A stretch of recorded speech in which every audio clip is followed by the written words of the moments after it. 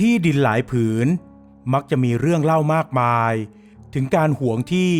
หรือเรื่องเกี่ยวกับผีๆสางๆที่ผมเองก็เคยได้ยินมาหลายเรื่องแต่ไม่เคยมีความเชื่อเลยว่ามันจะเป็นอย่างนั้นจริงๆจนผมได้มาเจอกับตัวเองครับมันเป็นที่ดินและบ้านที่ผมได้รับมาจากญาติเพียงคนเดียวที่ผมเองก็เพิ่งรู้ว่าตัวเองมีเพราะตั้งแต่เด็กๆผมจำความได้ว่าอยู่กับแม่มาตลอดไม่รู้ว่าพ่อเป็นใครด้วยซ้ำจนพอเข้ามหาวิทยาลัยแม่ของผมก็จากไปเพราะโรคร้ายและผมก็ทำงานหาเงินส่งตัวเองเรียนจนจบและมีงานทำจนเมื่อประมาณ3 ปีก่อนผมก็ได้รับจดหมายแจ้งว่าตาของผมซึ่งมีนามสกุลเดียวกันกับผมนั้นเสียและทรัพย์สินที่เป็นมรดกตกมาถึงผมที่เป็นญาติเพียงคนเดียวที่เหลืออยู่นั่นก็คือบ้านพร้อมที่ดินผมตกใจและรู้สึกไม่ดีปนกันไปในตอนนั้นเพราะถ้าผมรู้ว่าตายังอยู่ผมคงขอให้ตาช่วยเหลือได้ไม่ต้องยากลำบากขนาดนั้นในตอนที่เรียนมหาวิทยาลัย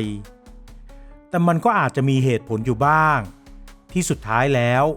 แม่ถึงไม่ยอมบอกให้ผมรู้ว่าทำไมไม่เคยพูดถึงตาเลยเพราะผมว่างผมก็ได้ติดต่อไปที่เจ้าหน้าที่ที่ดูแลตามที่อยู่ในจดหมายจนได้เดินทางมาเซ็นเอกสารเพื่อเปลี่ยนเจ้าของบ้านและที่ดินเป็นชื่อของผมและได้เดินทางมาที่ที่ดินแห่งนี้เป็นครั้งแรกครับมันเป็นที่ดินทางแถบอีสานที่ห่างไกลจากชุมชนเมืองเป็นอย่างมากผมเองก็ไม่เคยรู้เลยว่าแม่จะโตมาในชนบทที่ไกลความเจริญแบบนี้ซึ่งผมเองก็ไม่ได้รังเกียจอะไรหรอกนะครับแต่เสียดายที่ไม่เคยมาเลยเพราะมันถือเป็นสถานที่พักผ่อนอย่างดีเลยแหละครับที่จะหลีกหนีจากความเหน็ดเหนื่อยที่ต้องเจอกับสังคมเมืองที่ในแต่ละวันมีแต่เรื่องวุ่นๆตลอด24 ชั่วโมงสภาพที่ดินผืนนี้มันโล่งเตียนมากๆคงจะเคยเป็นพื้นที่ทำเกษตรมาก่อนและมีบ้านชั้นเดียวที่ยกสูงปลูกอยู่ตรงกลางของที่ดินเลยครับไม่มีบ้านอื่นรอบๆเพราะบริเวณที่ติดกับที่ดินทั้งหมดเป็นผืนป่าที่ติดกับภูเขาและถนนที่เข้ามาก็เป็นถนนลูกรังโชคดีที่มีไฟฟ้าเข้ามาถึงแต่ก็ดูเหมือนว่าตาของผมจะไม่ค่อยสุงสิงกับใครเท่าไหร่เพราะผมไม่เจอกับเพื่อนบ้านเลยสักคนเดียวผมขับรถเข้าไปในที่ดินที่เป็นชื่อของตัวเองเป็นครั้งแรกเพราะสิ่งที่ผมมีชื่อเป็นของตัวเองเพียงอย่างเดียวในตอนนั้นก็คือรถที่ผมใช้ขับอยู่นั่นเองผมขับรถไปจอดใกล้ๆกับบ้านที่ยกสูงที่พอได้เห็นใกล้ๆแล้วก็รู้สึกว่ามันจะใหญ่มากพอสมควรก่อนจะได้เลิกลงจากรถแล้วลมวูบใหญ่ก็พัดเข้าปะทะที่หน้าของผมทันทีที่เท้าของผมแตะลงบนพื้นดินบริเวณหน้าบ้านผมขนลุกและรู้สึกแปลกๆอย่างบอกไม่ถูกแต่ก็ไม่ได้คิดอะไรมากในตอนนั้นจนหางตาของผมรู้สึกเหมือนเห็นใครบางคนจ้องมองผมอยู่จากหน้าต่างของบ้านที่แง้มอยู่เล็กน้อยผมรีบหันไปมองเพื่อดูให้เต็มตาแล้วก็เห็นชัดมากๆว่ามันมีเงาของใครบางคนที่เพิ่งจะเดินผ่านไปใครน่ะผมตะโกนถามออกไปเสียงดังพร้อมกับรีบวิ่งขึ้นบันไดบ้านไปไขประตูผมรีบเข้าไปในบ้านมองไปรอบๆเพื่อสำรวจทุกห้องที่มีแต่ก็ไม่เจอใครเลยครับจนได้เวลาที่สายตาและความรู้สึกของผมมันหันไปสนใจกับข้าวของทุกอย่างที่อยู่ในบ้านทุกอย่างถูกผ้าคลุมเอาไว้อย่างดีแม้จะมีฝุ่นบ้างเพราะมีหน้าต่างบางบานที่แง้มเอาไว้มากน้อยต่างกันและมีเศษใบไม้ปลิวเข้ามาเพราะบริเวณใกล้ๆบ้านนั้นมีต้นมะม่วงต้นหนึ่งที่สูงใหญ่เทียบพอๆกับหลังคาบ้านเลยครับผมรู้สึกชอบบ้านหลังนี้ขึ้นมาในทันทีที่ได้สำรวจและมองไปรอบๆมันเป็นบ้าน2 ห้องนอนมีห้องนั่งเล่นและห้องครัวที่ต่อลงไปจากท้ายชานบ้านและรู้สึกว่าบ้านหลังนี้จะเย็นสบายดีมากๆแม้ว่าจะมีต้นมะม่วงเพียงแค่ต้นเดียวที่ปลูกอยู่ใกล้ๆบ้านพอได้ลองเช็คน้ำและไฟฟ้าดูแล้วว่ายังใช้งานได้ตามปกติผมก็เลยตัดสินใจที่จะนอนค้างที่บ้านหลังนี้เป็นครั้งแรกครับในวันนั้นตลอดช่วงบ่ายผมตัดสินใจขับรถกลับเข้าไปในเมือง ซื้อข้าวของบางอย่างที่จำเป็นกลับเข้ามาที่บ้านและเริ่มทำความสะอาดบ้านตั้งแต่บ่ายแก่ๆจนถึงช่วงโพลเพลในส่วนที่พอจะทำได้ไปก่อนโดยเฉพาะห้องนอนซึ่งผมแน่ใจมากว่ายายของผมก็น่าจะเสียไปนานมากๆแล้วเพราะไม่มีรูปของยายตอนที่แก่เลยจะมีก็แต่รูปคู่ของตากับยายตอนหนุ่มๆเท่านั้นถึงแม้จะมีรูปของตาพร้อมกับหิ้งที่วางอัฐิเอาไว้เก็บอยู่ในห้องผมเองก็ไม่ได้กลัวอะไรหรอกครับเพราะไม่เคยเจอและไม่เคยคิดว่าเรื่องพวกนี้มันจะมีจริงผมถึงได้กล้าที่จะนอนที่นี่ตั้งแต่ครั้งแรกที่มาถึงบรรยากาศในช่วงโพลเพลตอนนั้นจากที่ร้อนๆเพราะการทำงานบ้านก็รู้สึกค่อยๆเย็นลงเรื่อยๆเพราะตะวันเริ่มตกดินแล้วมันเงียบสงบและเสียงลมที่พัดกับต้นไม้ก็แว่วมาไกลๆมันเหมือนผมได้ปลีกวิเวกมาพักร้อนแบบที่ไม่เคยคิดเลยว่าจะได้มาสถานที่แบบนี้มาก่อนอีกอย่างที่นี่ก็ยังเป็นที่ของผมเองด้วยคืนนั้นผมจัดการทำอาหารง่ายๆกินเล็กน้อยก่อนจะเอาโน้ตบุ๊กมาเปิดเพลงและทำงานเอกสารบางอย่างไปด้วยและช่วงเวลานั้นก็ทำให้ผมคิดอยากจะย้ายมาอยู่ที่บ้านหลังนี้เลยครับแต่มันก็ได้แค่คิดและระหว่างที่ผมกำลังนั่งเพลิดเพลินรื่นรมอย่างสบายใจอยู่หางตาของผมก็หันไปเห็นว่ามีใครบางคนมาแอบมองผมอีกแล้วมันมาจากหน้าต่างที่ติดกับทางลงไปหลังบ้านผมจึงรีบลุกขึ้นตะโกนถามไปอีกรอบใครน่ะใครบ้านหลังนี้มีเจ้าของนะผมรีบผลักบานหน้าต่างออกไปมองรอบๆและก้มมองลงไปก่อนจะคิดได้ว่าบ้านหลังนี้มันยกสูงขึ้นมาเหนือจากพื้นดินตั้งหลายเมตร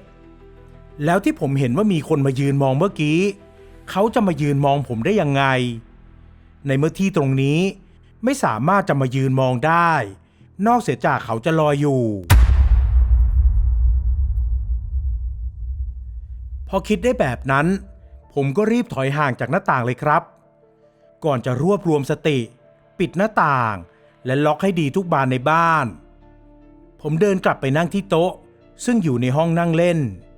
พยายามจะไม่คิดมากอะไรและพยายามจะหาเหตุผลให้กับทุกอย่างกับสิ่งที่ตัวเองเจอมาว่าผมอาจจะเหนื่อยล้ามากเกินไปหรือไม่ก็ระหว่างทางที่มาอาจจะฟังเรื่องผีมากไปจนทำให้หลอนและคิดไปเองก็ได้ระหว่างที่กำลังคิดอยู่นั้นหน้าจอโน้ตบุ๊กของผมก็สะท้อนภาพของใครบางคนที่มายืนอยู่ด้านหลังผมรีบหันไปมองแต่ก็ไม่เจอใครก่อนจะหันกลับไปมองหน้าจออีกครั้งก็ยังเห็นว่ามีคนยืนอยู่ผมได้แต่นั่งนิ่งตัวแข็งมองไปที่หน้าจอและดูร่างที่ค่อยๆขยับย่อตัวลงมาใกล้ๆผมจนเห็นใบหน้าอย่างชัดเจนว่านั่นไม่ใช่ใครที่ไหนแต่คือตาเปียกหรือตาของผมนั่นเองครับผมหลับตาปีพนมมือขึ้นร้องขอกับตาว่าอย่ามาหลอกมาหลอนผมเลยและผมก็ไม่ได้มีเจตนาไม่ดีอะไรระหว่างที่พูดผมก็รู้สึกขนคอลุกอยู่ตลอดเวลา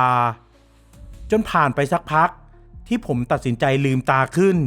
ก็ไม่เห็นอะไรแบบนั้นอีกแล้วผมรีบพับหน้าจอโน้ตบุ๊กลงตั้งสติและคิดว่าคืนนี้จะไม่ปิดไฟนอนเด็ดขาดจากนั้นก็ตัดสินใจขนหมอนและผ้าห่มมานอนที่กลางบ้านดีกว่าที่จะนอนในห้องนอนของตาเปียกที่ดูเหมือนว่าแกจะยังไม่ไปไหนและออกมาให้ผมได้สัมผัสทำให้ผมเชื่อแล้วว่าผีหรือวิญญาณหากใครไม่เจอกับตัวก็คงจะไม่มีวันเชื่อจริงๆถึงผมจะเจอเรื่องที่ทำให้ผมรู้สึกกลัวและตื่นเต้นจนคิดว่าอาจจะนอนไม่หลับ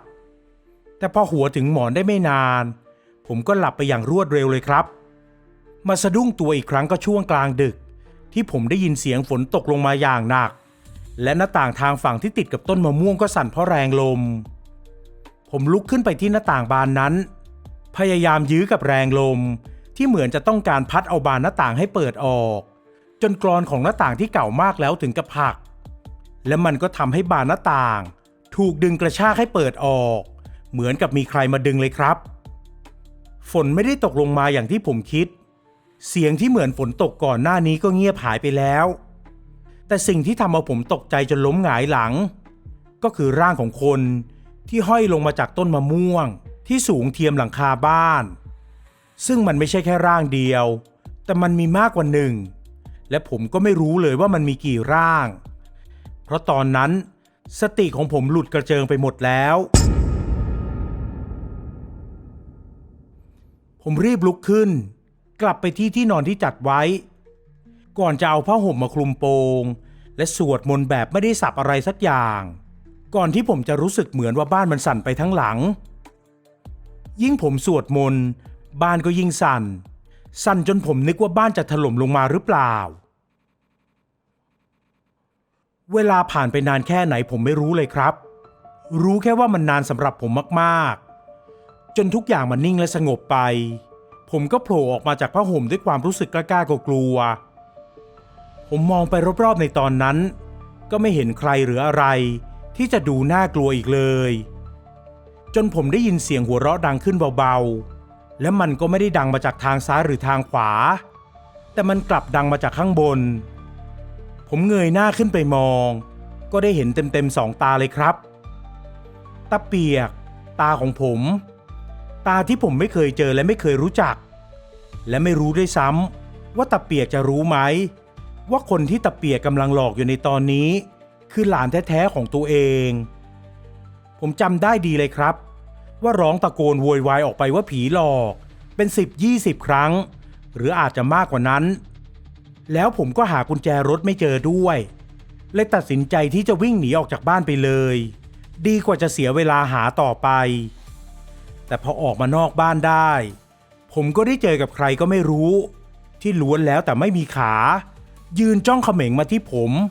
เป็น10คนทั่วบริเวณรอบบ้านเลยครับและผมก็จำอะไรหลังจากนั้นไม่ได้อีกเลย